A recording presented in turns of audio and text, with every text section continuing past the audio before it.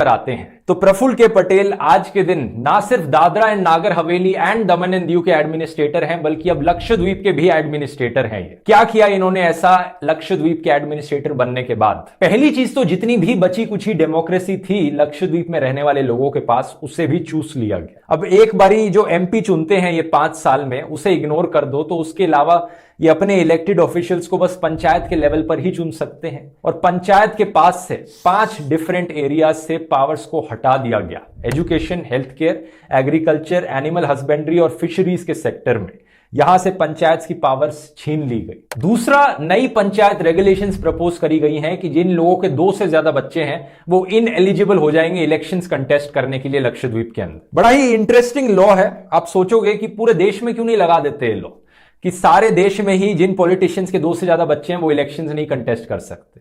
नहीं कर सकते क्यों? क्योंकि इसका मतलब यह होगा कि 303 में से जो बीजेपी एमपीज इलेक्ट हुए हैं उनमें से 96 बीजेपी एमपीज ऑटोमेटिकली डिस्क्वालीफाई कर जाएंगे क्योंकि उनके 2 से ज्यादा बच्चे हैं। यानी तकरीबन 1/3 बीजेपी एमपीज के 2 से ज्यादा बच्चे हैं। तो सवाल यह उठता है कि सिर्फ लक्षद्वीप में ही ऐसा नॉनसेंस कानून क्यों बनाया जा रहा है? क्या कोई ओवर पॉपुलेशन की प्रॉब्लम है लक्षद्वीप में? यहां भी डेटा देख लेते हैं। लक्षद्वीप का फर्टिलिटी रेट एक्चुअली में सिर्फ 1.4 है। 1.4 one of the lowest fertility rates है पूरे देश भर में। बिहार का 3.2, उत्तर प्रदेश का 3.0, मध्य प्रदेश का 2.7, राजस्थान का 2.6। ये डेटा खुद सरकार की ministry of health and welfare के द्वारा निकाला गया है। यकीन नहीं होता, रिपोर्ट का लिंक मैं नीचे डिस्क्रिप्शन में डाल दूंगा। इस रिपोर्ट में यह भी बताया गया कि लक्षद्वीप में women literacy one of the highest है पूरे देश में एट 96.5%। तो क्यों ऐसा रेगुलेशन लाया जा रहा है? लोकल लोग जो है वो एलेज करते हैं कि सरकार ये ऐसा कर रही है ताकि कुछ जो प्रोमिनेंट पॉलिटिशियंस हैं उन्हें रोका जा सके लक्षद्वीप की इलेक्शंस में लड़ने से। तीसरा, लक्षद्वीप के लोग एलेज करते हैं कि प्रफुल्ल के पटेल ने ही कोविड को फैलाया है उनके आइलैंड पर। ऐसा क्यों? क्योंकि पिछले साल जब पूरे देश में कोविड की पहली वेव आई थी, लक्षद्वीप आइलैंड्स में एक भी केस नहीं था कोरोना का। क्योंकि स्टैंडर्ड ऑपरेटिंग प्रोसीजर यह था कि कोई भी अगर लक्षद्वीप में आएगा तो पहले तो उन्हें टेस्ट कराना पड़ेगा और टेस्ट कराने के बाद उन्हें 14 दिन तक क्वारंटीन में रहना पड़ेगा। लेकिन जब प्रफुल्ल के पटेल एडमिनिस्ट्रेटर बने तो इन्होंने रूल्स को बदल दिया। नई गाइडलाइंस में कहा गया कि बस आपको एक नेगेटिव RT-PCR टेस्ट की जरूरत है और फिर आप आ सकते हैं इन आइलैंड्स के अंदर। नतीजा क्या हुआ इसका? जनवरी 2021 में पहला कोविड केस देखने को मिला लक्षद्वीप में। और आज के दिन क्या सिचुएशन है? 6000 से ज्यादा टोटल केसेस हैं और 24 से ज्यादा लोगों की डेथ्स हो चुकी है। अगर ये एक सिंपल सा रूल ना चेंज किया जाता तो क्या ऐसा होता? शायद नहीं। चौथा है एक एंटी गुंडा एक्ट। अब आमतौर पे क्या होता है दोस्तों, लॉ एंड ऑर्डर कैसे मेंटेन किया जाता है? अगर किसी को कुछ गलत करते हुए पकड़ा पुलिस ने तो पुलिस उसे अरेस्ट करती है, कोर्ट के सामने उस बंदे का ट्रायल होता है और कोर्ट डिसाइड करता है कि वो इंसान गिल्टी है या नहीं है ना।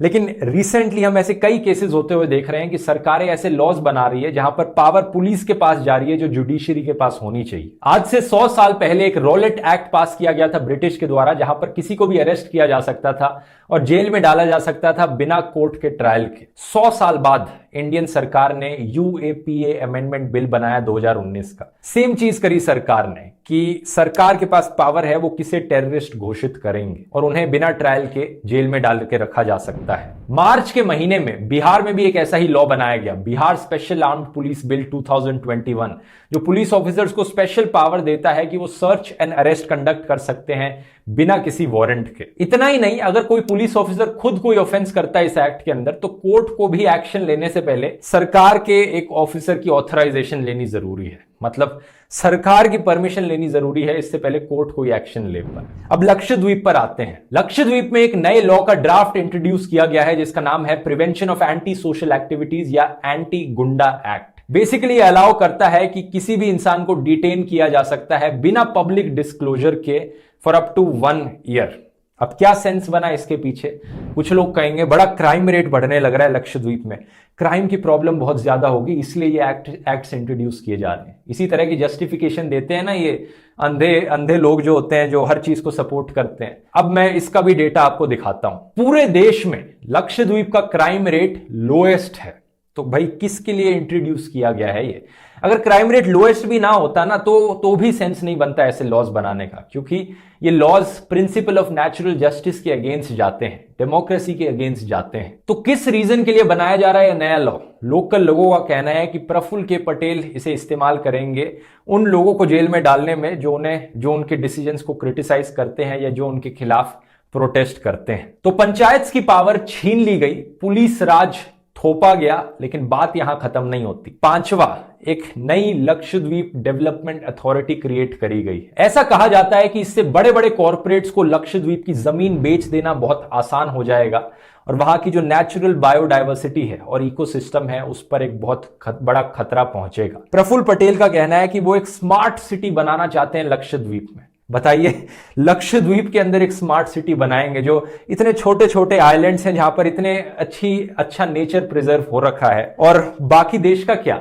मतलब प्रफुल्ल पटेल से कोई पूछे, उनके मित्र नरेंद्र मोदी जी 7 साल से क्या करने लग रहे हैं मेनलैंड इंडिया में? पूरा देश पड़ा है, बनाओ स्मार्ट सिटी। कितनी बनाई वहां पर अभी तक स्मार्ट सिटी? छठा पॉइंट बड़ा इंटरेस्टिंग है। प्रफुल्ल के पटेल गुजरात स्टेट से आते हैं और गुजरात में अल्कोहल बैंड है बिहार की तरह। तो आप सोचोगे कि उनकी जो थिंकिंग होगी उसी थिंकिंग को लक्षद्वीप में भी अप्लाई करेंगे, लेकिन नहीं। लक्षद्वीप में एक्चुअली में अल्कोहल पहले से ही बैंड थी। प्रफुल्ल पटेल ने उसका उल्टा ही किया। अभी तक सिर्फ लक्षद्वीप के एक आइलैंड के एक रिजॉर्ट पर एक शराब का ठेका था। अब प्रफुल्ल पटेल ने इन रिस्ट्रिक्शंस को हटा दिया और परमिशन दे दी कि और शराब के ठेके खुल सकें लक्षद्वीप के आइलैंड्स पर। सातवां, सीपीआईएम के एक एमपी एलेज करते हैं कि प्रफुल्ल के पटेल ने बहुत से लोकल फिशरमैन के घरों को डिमोलिश करवाया। एक फिशरमैन का जो लक्षद्वीप में थे उनका वीडियो भी वायरल गया था ट्विटर पर, जहां पर वो बता रहे हैं अपनी कहानी।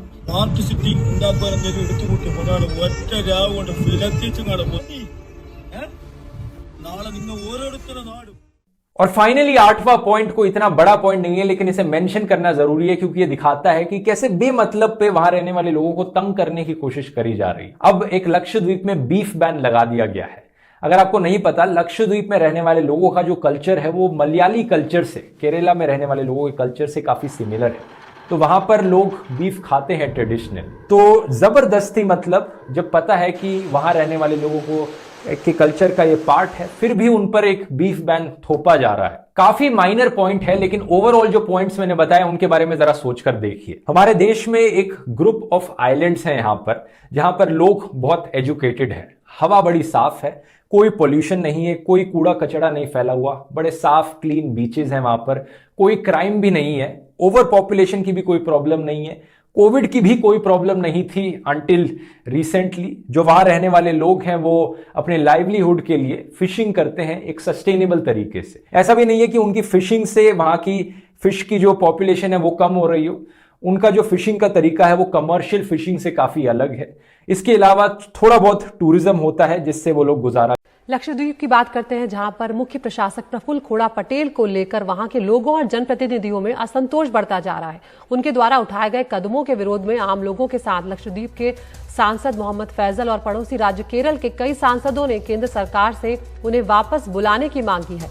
दरअसल पटेल पर मुस्लिम बहुल द्वीपों में शराब के सेवन से रोक हटाने, पशु संरक्षण के नाम पर गोवंश उत्पादों पर प्रतिबंध लगाने और तटरक्षक अधिनियम के तहत तटीय इलाकों में मछुआरों की झोपड़ियों को तोड़ने का आरोप लगाया गया है। लोगों का कहना है कि उनके बनाए नियमों की वजह से कई लोगों को अपने रोजगार से भी हाथ धोना पड़ा है। हमारे देश का जो एक यूनियन टेरिटरी है लक्षद्वीप, बहुत ज्यादा न्यूज में तो नहीं रहता है लेकिन पिछले कुछ दिनों में यहाँ पर काफी खबरें आ रही हैं लक्षद्वीप से, क्योंकि ह्यूज प्रोटेस्ट देखने को मिल रहा है उस छोटे से आइलैंड पर। और सिर्फ वहीं पर नहीं, क्योंकि ये बहुत करीब है केरला के, तो जो कल्चरल आइडेंटिटी है वो काफी हद तक सिमिलर आपको देखने को मिलेगी। इसकी वजह से केरला के अंदर भी जो चीफ मिनिस्टर हैं, एमपीज हैं, वो इसको लेकर वॉइस रेस कर रहे हैं। बेसिकली क्या हुआ था, जो नए एडमिनिस्ट्रेटर आए थे पिछले साल दिसंबर 2020 में, पटेल साहब, उनके द्वारा कुछ ऐसे कानून लाए गए हैं, कुछ ऐसे यहां पर प्रोविजंस लाए जा रहे हैं जिसकी वजह से जो लोग हैं वो परेशान हो गए हैं। उनका कहना है कि ये जो कानून है वो हमें एक तरह से नुकसान पहुंचाता है। एक कानून की बात हो रही है जिसमें गुंडा एक्ट बताया जा रहा है, जो एंटी सोशल एलिमेंट्स होते हैं, इसको लेकर एक कानून आया था। और यहां पर आप देख सकते हो बीफ से लेकर जो गुंडा एक्ट है, कई तरह के ऐसी चीजें लाई गई हैं जिसकी वजह से अचानक से ऑनलाइन ऑफलाइन बहुत हद तक प्रोटेस्ट देखने को मिल रहा है। तो इसके बारे लक्षद्वीप को बचाने का अभियान चल रहा है। आखिर वहां किस बात को लेकर हाहाकार मचा हुआ है? इस 28 अप्रैल को एक नया ड्राफ्ट पेश हुआ जिसे draft Lakshadweep development authority regulation कहते हैं। हिंदू अखबार ने लिखा है कि इसके तहत एक प्लानिंग एंड डेवलपमेंट अथॉरिटी का गठन किया जा रहा है जिसे असीमित अधिकार दे दिए जाएंगे और फिर इसके सदस्य लक्षद्वीप के प्राकृतिक संसाधनों का अपनी मर्जी से इस्तेमाल करेंगे और बर्बाद कर देंगे। इस ड्राफ्ट के मसौदों और 2021 में पास हुए अन्य कानूनों को लेकर वहां काफी हंगामा मच रहा है। इन कानूनों के प्रावधान सिर्फ जंगल और जमीन तक सीमित नहीं हैं, खान पान को लेकर भी हैं।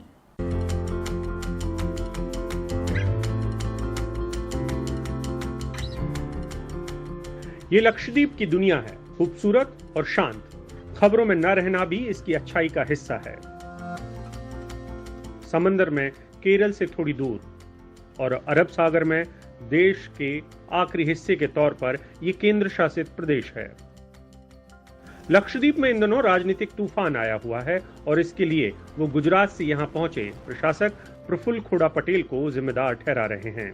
वैसे तो यहाँ के प्रशासक हमेशा IAS रहे हैं, लेकिन इस बार परंपराओं से हटकर किसी नेता को भेजा गया है। लक्षद्वीप के लोग पारंपरिक तौर पर खुद को केरल से करीबी पाते हैं। यही वजह है कि यहाँ के सैकड़ों लोगों का दूसरा घर केरल में ही कहीं होता है। पढ़ने और इलाज के लिए भी वो केरल पसंद करते हैं। लेकिन नए प्रशासक ने इसी पर बड़ा हमला किया है।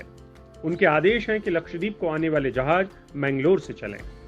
मैंगलोर कर्नाटक का तटवर्ती है। राज्य में बीजेपी की सरकार है। अगर ये किया जाता है तो केरल का सारा जहाज से आने वाला व्यापार कर्नाटक पहुंच जाएगा। केरल के मुख्यमंत्री P. विजयन ने ट्वीट किया है। उन्होंने लिखा कि सबको पता है कि केरल और लक्षद्वीप के रिश्ते पुराने हैं, लेकिन जानबूझकर इन रिश्तों को तोड़ने मरोड़ने की कोशिश हो रही है। लक्षद्वीप मुस्लिम बहुल है और यहाँ शराबबंदी कई दशकों से है। नए प्रशासक चाहते हैं कि ये हटे। छात्र संगठन और नेता सब इसके खिलाफ खड़े हो रहे हैं। सबकी मांग है कि ये उनकी संस्कृति से छेड़छाड़ का मामला है। प्रशासक को वापस बुलाने को लेकर अब सब दबाव बना रहे हैं। लक्षद्वीप के लोग जो रिवाज है, उनकी कल्चर है, लिकर प्रोहिबिटेड एरिया में लिकर परमिशन करने के लिए क्या जरूरत है, वहां पे जो लोग खाते हैं उसमें दखल अंदाज करने की क्या जरूरत है। ये सब चीजें जो पासा एक्ट ये सब चीजें क्यों कर रहा है। मैं इसके सीक्वेंस बता रहा हूं आपको। पासा एक्ट जो गुंडा एक्ट पहले इसलिए लगाया कि लोगों को धराएं। यानी ये पासा एक्ट की जो प्रोविजन में ये बता रहा है कि 6 महीना बिना कोई लीगल सर्विस में उसको अंदर रख सकता है custody. Administrator is empowered for that. ये पासा एक्ट लगाने में लोग डर जाएंगे, उसके पीछे बाकी सब लेके आने का, तब कोई लोग इसके ऊपर शिकायत नहीं करेंगे, डर के बैठेंगे। इस द्वीप में अपराध ना के बराबर हैं, लेकिन नए प्रशासक बढ़ते विरोध के बीच गुंडा एक्ट लाए हैं। एक ऐसा कानून जिसके बारे में यहाँ के लोगों ने कभी सुना भी नहीं था। CPM और कांग्रेस ने भी राष्ट्रपति से पटेल को वापस बुलाने की मांग की है।